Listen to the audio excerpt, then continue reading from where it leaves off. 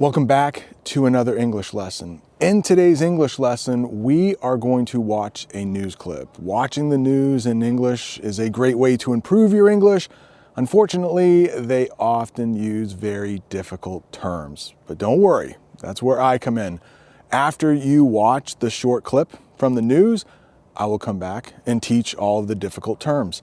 This is your first time here. My name is Brent. I've been an English teacher in the United States for over 20 years. And today's English lesson is going to be about how tensions are rising between ICE and protesters. If you don't know what ICE is, we have talked about it on the channel before, but they are the police from the federal government in Washington, D.C., who make sure that the people who are in this country are here legally.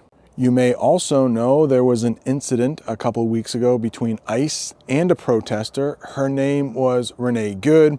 I have an English lesson on the channel about that. I will leave a link to it at the end of this English lesson. It snowed last night, so I need to do a little shoveling while you watch the news clip, and then I will go inside where I can teach English a little bit better. Before I start shoveling, please go ahead, hit the like button, subscribe if this is your first time here. Also, if you would like my newsletter, there is a QR code. I will send you the 50 most difficult terms you might hear while watching the news in English. I'm going to get my shovel. See you in just a minute. I forgot to warn you, you are going to see a video that is pretty intense. You will see a car that is trying to ram some police officers. Whoa, whoa! Troopers, catch this place. Come out of the car. Come out of the car. Come out of the car. Open the window. No, he's in proceedings. He's good to go. Let me get my brake. Lower the window. Watch out behind you! Watch out! Holy! Watch out in front of you! Watch out in front! Get out of the car. Get out of the car. Watch it. You gotta ram it.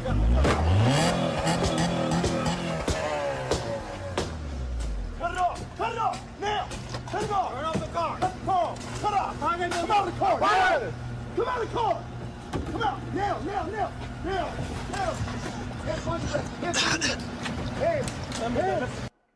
All right, here with reaction, ICE Director Todd Lyons. Todd, I mean, if that doesn't educate the public about these ramming incidents, I don't know what else will, on top of what happened. You know, previously, we now have 3 in recent days. Very dangerous now. Do you tie a lot of this danger to the rhetoric of people like Tim Walz, who compares ICE to Gestapo? Okay, you have seen some of the news clip. I have done my shoveling. Let's learn some English. I think I have about 17 terms for you. Some might be review if you have been watching this channel for a little bit of time, and some are going to be new. But this first one, when you are watching the part of the video where that car was trapped but driving pretty crazy, ramming different cars. I think ramming is the fourth one we'll talk about. But that car was ramming other cars trying to get away, and the ICE agents were in quite a bit of danger. You heard the ICE agents saying, watch out to each other. So let's talk about that one first. Hang on, let me get my glasses on. Getting older helps me read a little bit better. So for each of these, I will have a picture, I will have the official definition, and I will use it in a sentence. So if you hear somebody say, watch out in English, that means to be careful because there might be danger. And if you look at that picture, we have a car roaring by very quickly. It's another way to say that car is going fast. Here's a sentence. Watch out. That car is driving very fast. But you might also hear them say, hey, cut it off. Cut it off. They say it very quickly, which is different from cut it out. So we'll talk about both of those right now. But cut it off, they're talking to the driver. They're saying, stop the car, turn it off. Cut it off, turn it off, pretty much the same thing. That means to stop a supply of something like electricity or money, or to drive in front of a car dangerously. So we'll talk about that second one in just a minute. Let me make myself disappear. The electric company will cut off the power if you don't pay the bill. Oh no. I remember when I was in college, I forgot to pay my electric bill or my light bill, and they cut off my electricity. Now, the other part is if you are driving and a car swerves in front of you very quickly, like you almost hit them, we would say that car cut you off. Cut it out. Cut it out. Do you hear how quickly I say that? Cut it out. That's another way to tell someone to stop. Let's get the official definition. A phrase used to tell someone to stop doing something. Annoying. And you can see that man is holding his ears. Maybe there is some loud music playing. Let's read the sentence. Please cut it out. Your loud music is giving me a headache. Okay, we talked about ramming a little earlier. Let's talk about the official definition. Ramming, it means hitting into something with a lot of force. And if you take a look at that picture, we have some man holding on to some ropes that are tied to a boat. The boat was damaged after ramming into the dock during the storm. Next, we have on top of. This is a great phrase to know. It means in addition to something. Also, he has to work late tonight. And on top of that, he has to cook dinner when he gets home. So we often use this for like bad things. Let's say you were having a bad day. In the morning, you could say, oh man, this morning I slept through my alarm. I woke up late. I was late to work. And on top of that, my boss wanted me to finish a project by the end of the afternoon. I was really stressed. Next, we have rhetoric. The news loves to use rhetoric. We talk a lot about this when politicians are speaking. It is the language used to persuade or influence people, often used by politicians. So if you want to influence someone or persuade them, that means you want them to do something. And of course, politicians will often say, hey, you need to vote for me. They will try to persuade people to vote for them. Let's get a sentence. The politician used angry rhetoric to make the crowd excited. Tim Walz, here we go. He is the governor of Minnesota. He is the leader. We have 50 states, each have a governor, kind of like the president of that state. Let's get the official definition for this guy. An American politician who is the governor of Minnesota. Tim Walz gave a speech on TV about the new laws in his state. And I've often heard his name pronounced as Tim Walz and also Tim Walz. Slightly different. Next, I don't even know if I want to say this out loud, but maybe you can read it on your own. YouTube gets a little weird when we talk about what was going on in Germany in like the 1930s and 40s. But I will read the official definition. The secret police of those in people, you can see, I won't say it out loud. Germany, they were known for being cruel. So some people are comparing ICE, the people who are in charge of making sure people who are in this country legally get to stay, and those who are not are removed. They're comparing ICE to those people. Yeah, Sean, unfortunately, when we hear elected officials calling upon individuals to impede or obstruct, ICE law enforcement operations nationwide, you're going to see incidents like this. And that was a video you're probably not going to see on mainstream media, right? That actually shows exactly what's happening. You saw the officers and agents attempting to apprehend a criminally illegal alien, and there they are using their car as a weapon. The lead vehicle, the ICE vehicle, the gray one that was struck, that officer had to go to the hospital with neck injuries. And every day, Sean, this is what the men and women of ICE are facing. It's constant impediments, constant attacks like this. And, it's not safe for my folks. It's not safe for the public. It really needs to stop. Impede. Impede. That is a great verb to know in English. It means to slow something down or make movement difficult.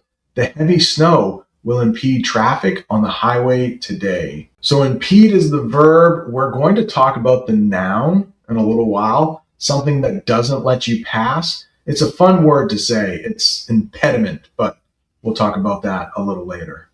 Impede and obstruct are pretty much the same thing. To obstruct means to block a path or road so nothing can pass. And if you look at the picture, there is a tree right in the middle of the road. It is obstructing anyone who wants to pass by. We might call that tree an obstruction. That would be the noun. Here's a sentence. A fallen tree obstructed the road, so we had to turn around. They talk about the mainstream media in this newscast, and this newscast is from Fox News, and they are more in line with Republicans. Mainstream media might be more in line with Democrats, and most of the news reports in the United States are from the mainstream media, and they tend to be more in line with Democrats. Let's get the official definition. Large news organizations like big TV channels and newspapers that most people watch. Here's a sentence that uses mainstream media. Some people do not trust the mainstream media to tell the whole truth. And if you are someone who watches the news a lot from the United States, just be careful. Most of our news leans one way or the other. They are more in line with Republicans or more in line with Democrats. Very hard to find a news source that is right down the middle, we might say. Apprehend. Apprehend. It's basically another way to say arrested.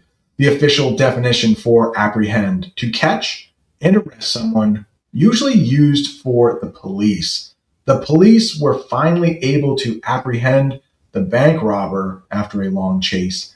In the picture, you can see there is a big bag of money.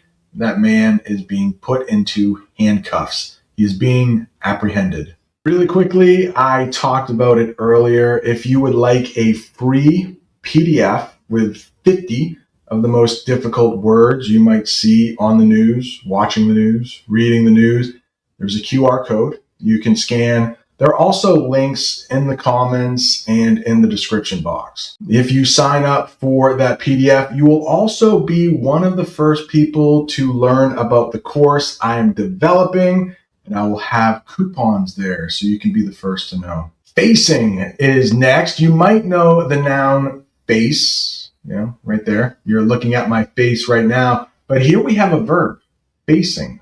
What does that mean? It means dealing with a difficult situation or problem. The company is facing serious money problems this year. I hope right now you are not facing anything difficult in your life, but from time to time, most of us have something a little difficult that we have to face. Speaking of difficult things, impediments. Impediments. I just like saying this word, impediments. These are things that make it difficult to do something. Obstacles. Not knowing the language is one of the biggest impediments to finding a job. Please let me know in the comments, why are you improving your English? Is it because you want a better job? Or maybe you want to travel to the United States or Canada or another English-speaking country? Constant. Constant. This is a good adjective to know in English, and it describes something happening all the time without stopping. The constant noise from the construction site is very annoying. You can also use this as an adverb to describe something you are doing. Are you constantly trying to improve your English? Folks, native English speakers use this all the time. It's just another way to say people. Here's the official definition: a friendly, informal word for people. Hello, folks. Welcome to our town. We have the verb confront. Confront. This is not easy to do. It means to face a person or problem directly, often to argue or complain. I need to confront my neighbor because his dog barks all night.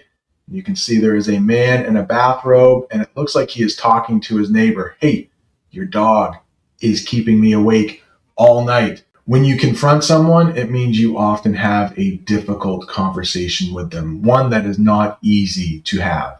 Congratulations, you made it to the end of another English lesson. Right down there, if you are not done with your English for the day, there is an English lesson about Renee Good and what happened to her with ICE agents. Thanks so much for watching. See you next time.